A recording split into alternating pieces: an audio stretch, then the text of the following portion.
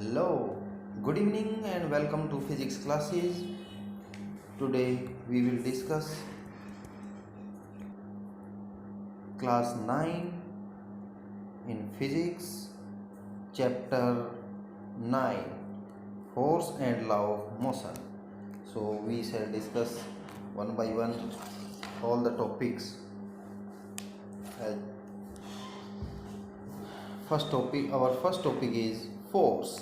Force is an action of one body on other body. जब एक body दूसरी body के ऊपर कोई एक्शन लगाती है, कोई एफर्ट लगाती है, इट मीन्स दैट वो उसको पुश करे या पुल करे, या ऑब्जेक्ट को पुश करे या पुल करे, that is force is A push और पुल. Either object displace or try to displace or change the direction, change the speed, change motion, etc. etc. Now examples हैं: a boy pushing a table, a boy pushing a table, then force exerted on it. Hit a stationary ball with a bat. Stationary ball को हम hit करते हैं with the help of bat.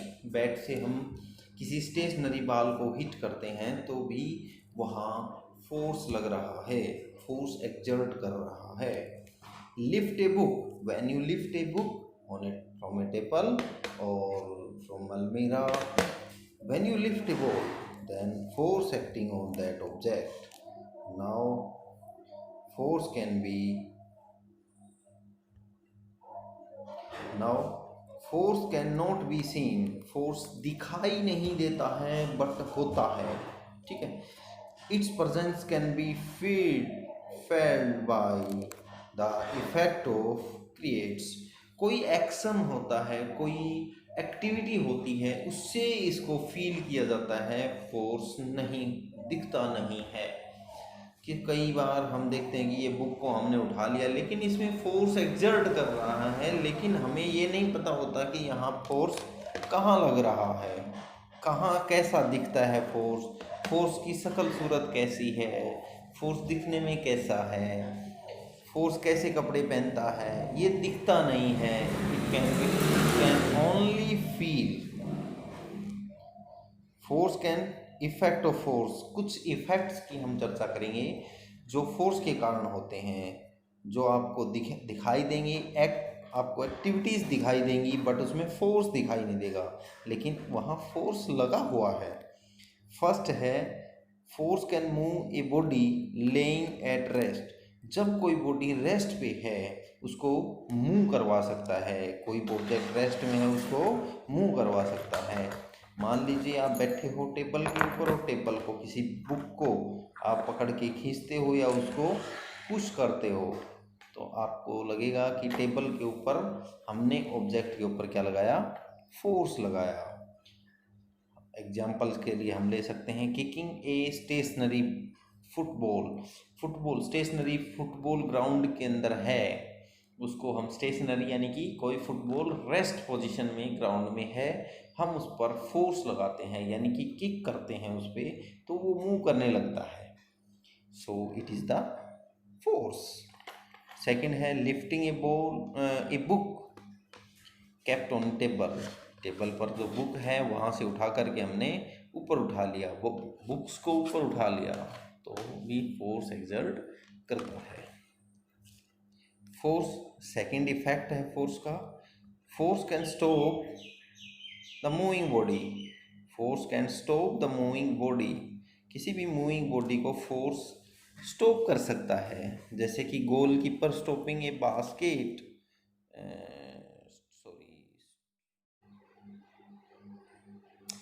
Now force can stop a moving body. Force can stop a moving body. Example के लिए आप ले सकते हैं a goalkeeper stopping a football moving towards the goal post. जो गोल पोस्ट की तरफ football चल रही है, मूव कर रही है, उसको गोलकीपर रोक देता है क्योंकि गोलकीपर ने उस पर क्या अप्लाई किया है, फोर्स अप्लाई किया है. bus driver apply brake to stop bus at the bus stop. Bus driver क्या करता है, ब्रेक अप्लाई करता है जब वो बस को किसी स्टॉपेज के ऊपर रोकता है. Third effect of force, force can change the speed of a moving body. Force किसी मूविंग बॉडी की स्पीड चेंज कर सकता है.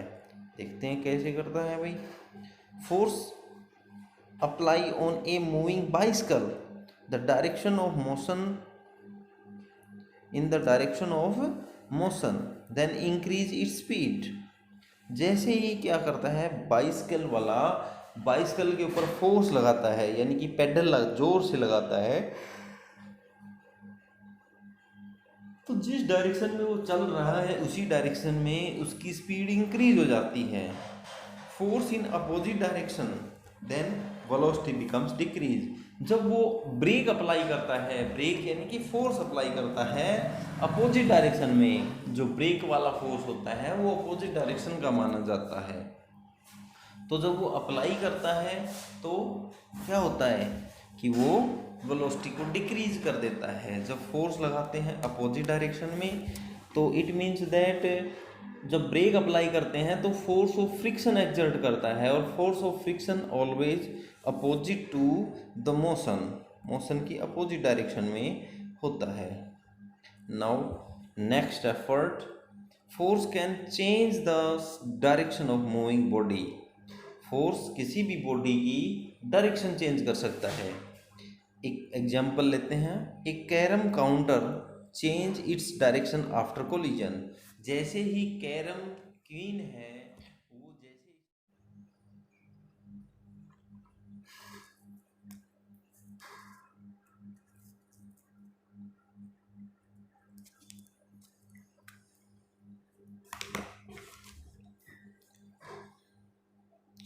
Force can change the direction of moving body.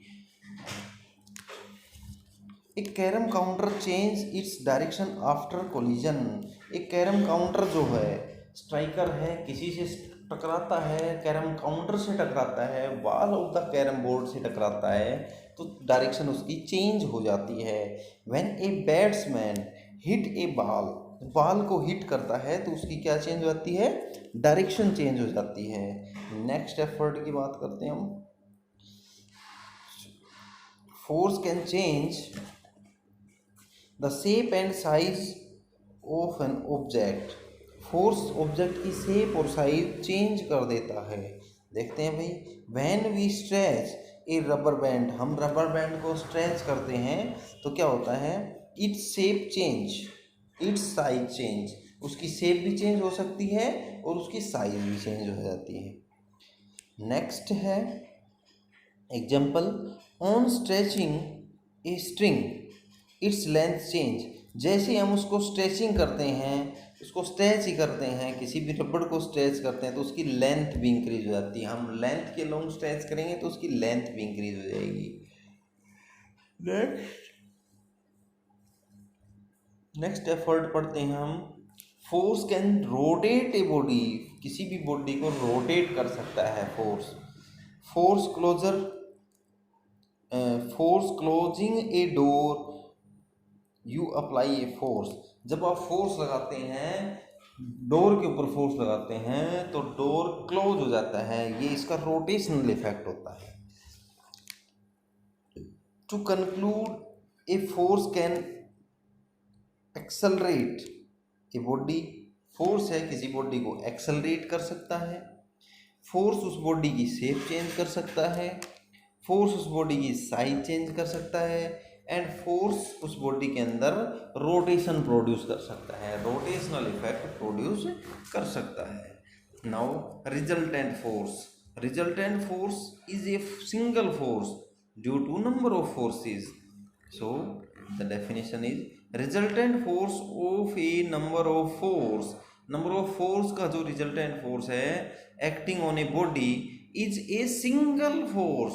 तो रिजल्टेंट फोर्स है वो क्या होता है, single force which produce the same effect as produced by all, which produce same effect as produced by all the force taken together, जो उस पे जितने भी फोर्स लग रहे हैं उन सभी फोर्स का जो एक सिंगल फोर्स एक रिजल्टेंट देगा उसको रिजल्टेंट फोर्स कहेंगे। रिजल्टेंट फोर्स को हम नेट फोर्स भी कहते हैं। Resultant force is also called net force. Now we discuss the balance force और and unbalanced force. So first of all, when balanced force act on a body, the acceleration of a body is zero. First of all हम पढ़ते हैं भाई balance force. when balance force acting on a body, जब किसी object के ऊपर balance force लगता है तो उसकी नेट एक्सेलेरेशन जो होती है वो क्या हो जाएगी, जीरो हो जाएगी। when number of force acting on a body then resultant force is zero. Resultant force होगा वो क्या होगा, जीरो होगा। फॉर एग्जांपल के लिए आप ले सकते हो, जैसे कि एक ब्लॉक है, इस ब्लॉक के ऊपर एक व्यक्ति इधर फोर्स लगा रहा है, एक इधर फोर्स लगा रहा है, इक्वल फोर्स लगा रहे हैं और ये मूव नहीं कर रहा है, it means that it is a balanced force. Two equal and opposite force acting on a अलमीरा and it remains at rest, then force acting on it is called balance force। इसे हम क्या कहेंगे, balance force.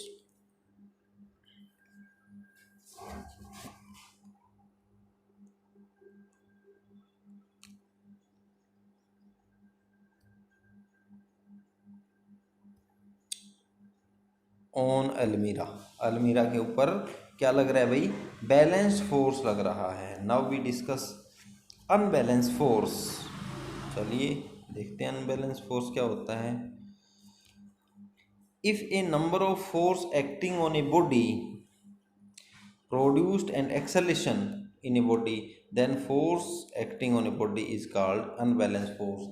जब किसी body के ऊपर force लग रहा है, नंबर ऑफ फोर्सेस लग रहे हैं, लेकिन इसमें एक्सेलेरेशन प्रोड्यूस हो रही है, इट मीन्स दैट किसी डायरेक्शन के अंदर रिजल्टेंट फोर्स आ रहा है, it means that resultant force की वैल्यू आ रही है, तो नेट फोर्स एक्सर्ट कर रहा है, उसमें डिस्प्लेसमेंट हो रहा है।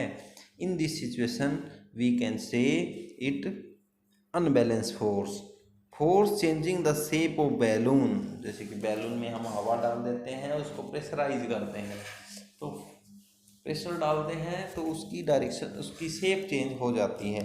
So force can change the shape of balloon, it is the unbalanced force। Thank you, have a nice day।